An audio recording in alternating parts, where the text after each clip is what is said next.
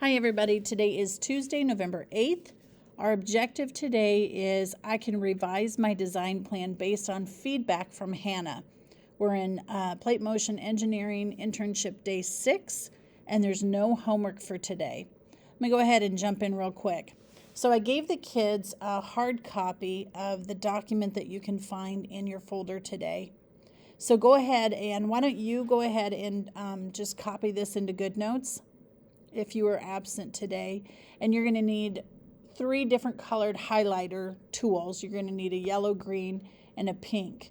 And I'll talk to you about this design feedback summary sheet in a second. Let's go ahead and just take you through the slide to kind of set it up. So if you go into your Futura workspace, you're going to see that you received a feedback letter from Hannah. And the feedback has suggestions, but not answers about how to improve your designs for the next round of testing. Go ahead and pause this video, open your letter, and read your feedback from Hannah. Now, if you are somebody that has been absent for several days, you won't have a feedback letter, and really there's no point in you watching the rest of this video. So I'll need you to come in and you and I can work together during a guided study or a study hall to get you caught up. For the rest of you, if today is the first day that you've missed, go ahead and read your feedback letter from Hannah and then start the video again. Okay, so to figure out whether the feedback that you receive from Hannah is good, just okay, or if she thinks that you need some work, we're going to break down a couple examples. And you guys know that color means something to me. And so I'm going to identify language that you can identify as being that Hannah is saying that your test is strong, or if it's moderate. So if it's strong, we'll highlight that in green. If it's moderate, it'll be highlighted. The example will be highlighted in yellow. And if it's weak, the example will be highlighted in pink. Okay, so let's take a look at the examples. So this is an example that she gave to somebody that had strongly addressed the criterion of minimizing false alarms. So this person had 0 false alarms. Okay, so Hannah said your design results for false alarm is great. 0 false alarms is amazing, but might not be true for all possible tests in tsunami alert.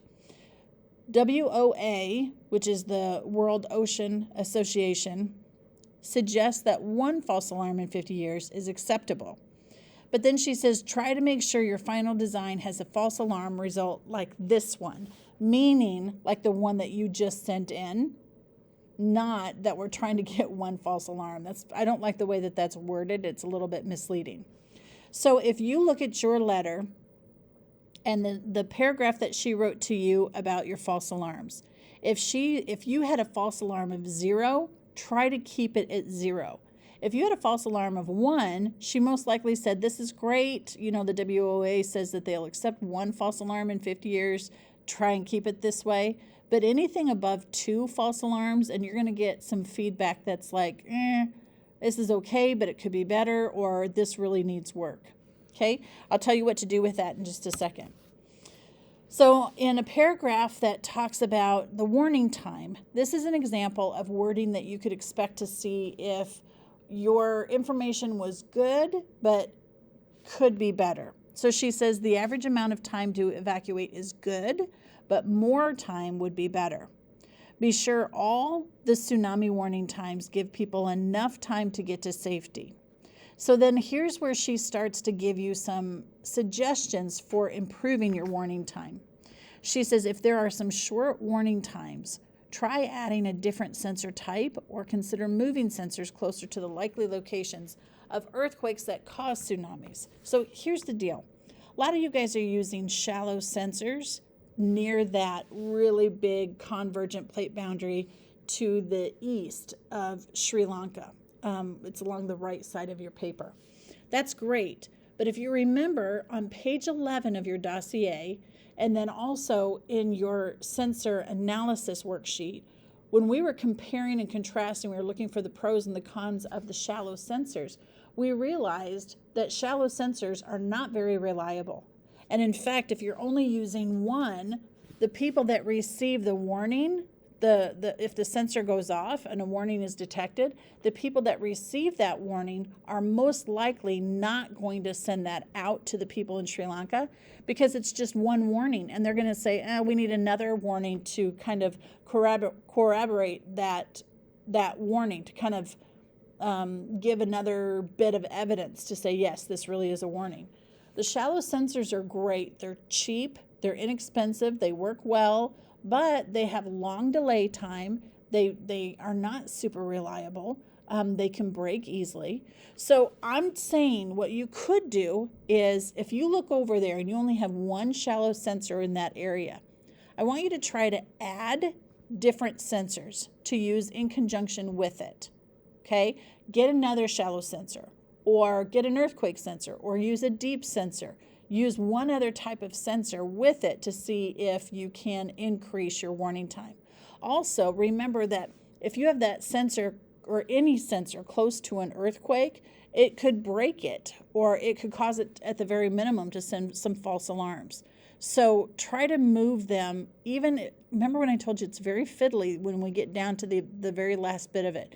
If you can move it just to another box, just over the line, to try and get it away from that earthquake, then that might be something that would work for you. Okay?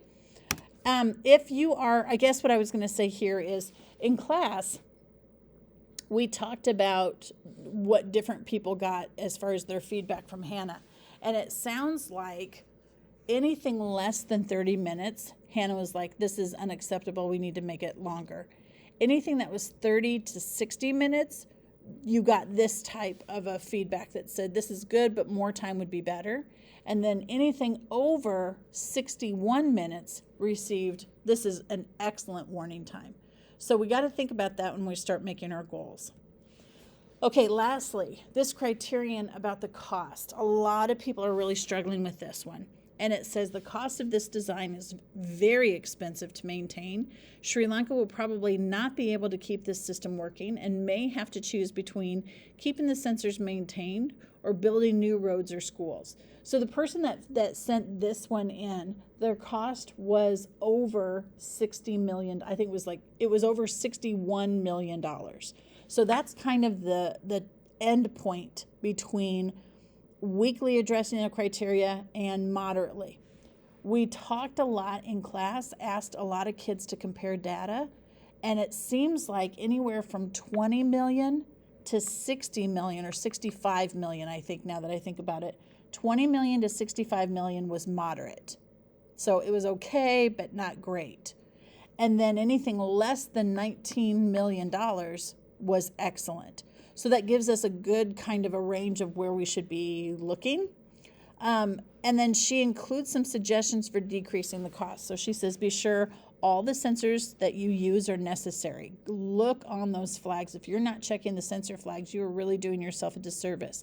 Are they breaking a lot? Are they even picking up any warnings? If they have got 0 warnings detected in 50 years, they're not doing their job. Get rid of it.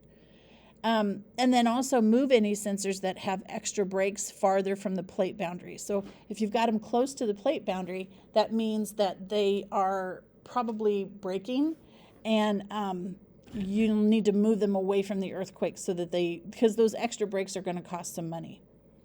You can also try using fewer sensors or less expensive sensor types. If you've got 2 sensors in an area, that probably is all you need. If you've got 4 sensors in the same area, it's probably doing more harm than good. So mess around with getting rid of maybe 1 or 2 of them and see what happens. And you may need to rearrange to kind of find that sweet spot again. But if you can do the job with 2 sensors as opposed to 4 sensors, that's really going to significantly affect your cost. So each of the kids had that design feedback summary, and I wanted them to record their notes so that they knew really what they wanted to do as far as the revision of their test. So across the top of the row, you're going to start by filling in the details of the warning system version that you submitted to Hannah. So tell me, what version was it? What was your average warning time? What was your false alarm? And what was the 50-year cost? Go ahead and pause the video while you fill in that information and then start it back up again. Okay, the next thing you're going to do is you are going to record the notes that Hannah gave you in her letter. I want you to try to keep the notes brief. Just pull out the main ideas. Please do not rewrite her letter. That's just time consuming. You don't need to do it. So just summarize what she said and any suggestions that she gave. And then you're going to go ahead and highlight those so that you can visually look at, okay, which ones do I really need to focus on more? So remember, green means that it's really strong. Yellow means that it moderately meets those, addresses each one of the criterion. And then pink means that it's weak. It does not address the criterion at all and really needs a lot of work. Okay. So what we found in class was it was really difficult. There was not a single person that had all three criterion outlined in green, meaning that they had some criterion that was moderate. Even if they had two really excellent criterion, there was always one that just was not good enough. And this is called a trade-off. So when you have to give up one thing in return for another, that's called a trade-off. And at Futura, engineers consider trade-offs in their designs when they prioritize one criterion over another. So you know how we talked about it's really impossible for us to meet all three criterion really, really strongly. So you have to sit there and go, okay, what criterion do I think are most important? Is it warning time? Is it decreased false alarms? Or is it cost? And then what's the second most important one? And then if you can focus on those two and really get those with some great results, then it's almost like you can justify why that third criterion is not in the it might be stuck in the moderate, right? But you can justify that a little bit more. So we're going to go ahead and complete row 3 for setting your goals. So the average warning time, let's see, what can I do here? I'm going to go ahead and give you this information. So the average warning time we talked in class, average warning time, it seemed like anywhere from 30 to 61 minutes was okay. But then we started talking about criterion, and can I justify 30 minutes if I have a high, let's say I've got kind of moderate warning time, good false alarms, but my cost is really expensive. So I would have an orange, like a yellow, the false alarm would be green, and the cost would be pink. I can't really justify that. I really need that. I need two criterion as close to green as I can. So instead of 30 to 61 minutes, all the classes decided that we would be okay with 45 to 61 minutes or anything above 61 minutes. So go ahead and let that be your goal. And then your false alarms, we read in the letter, in the feedback that Hannah gave us, that 0 is fantastic, and they're really excited with 0. But she did say the WOA would accept 1 false alarm. So that's your goal, 0 to 1. And then as far as the cost goes, here's what I'm going to tell you. I know, based on feedback that people got, if theirs was 19 million, they got a letter saying, we're really impressed with your cost.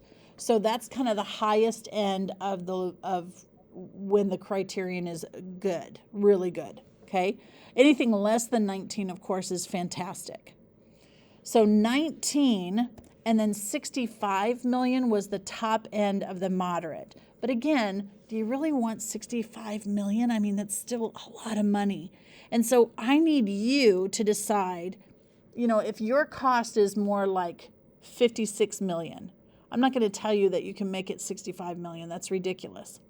But what I'm going to ask you is, what do you think that you would like to bring it down to so that you can justify the cost? Let's say your average warning time and your false alarm were great, but your cost was not.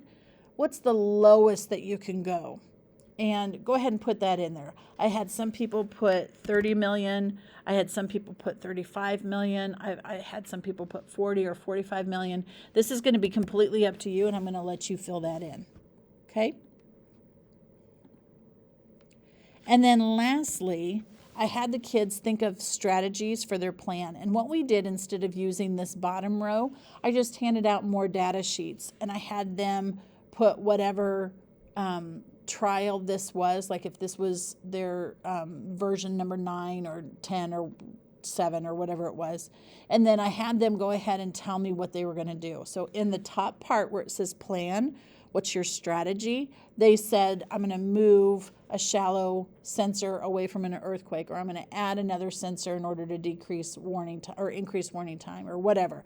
So whatever your redesign strategy based on your feedback from Hannah, that's going to go in the data.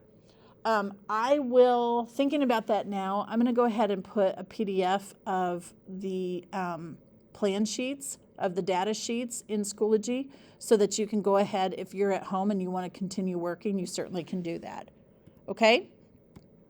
So then for the rest of class, I went ahead and just told the kids, go ahead and start working on your final design. Here's what's going on for tomorrow. So tomorrow, I asked the kids to give me some feedback at the end of class. Okay? Tomorrow is Wednesday. Wednesday, Thursday, and Friday, the rest of this week will be work days for you. I don't have any more information to present for you. I'm available to help you one-on-one if we need to. But during that time, you are going to test. And tomorrow, Wednesday, is the last day that you can test. If you need to take the entire period to test, you can do that. So I said if they knew that they needed to test a lot more, but they're really stuck and they needed one-on-one help from me, I wanted them to put up finger number 1. If they were like, okay, I know I still need to test, but I think I'm okay on my own, I told them putting up number 2. And then if they felt like their plan was pretty close to being done, they only needed to maybe do 1 or 2 tests tomorrow, and then they were ready to get started on the presentation, then I had them hold up finger number 3. So if you are absent today and you think that you'll be back tomorrow, will you just send me a quick email and let me know where you're at? Do you need help specifically tomorrow? Or do you know you're going to go ahead and run some tests, but you're going to be okay on your own? Or do you think you found the best test that you could possibly get and you're ready to work on your project or your presentation? Let me know that real quick, okay? So that I'm ready for you tomorrow and I can make arrangements for that. All right, you guys, I hope you feel better or come back soon, and I'll see you later.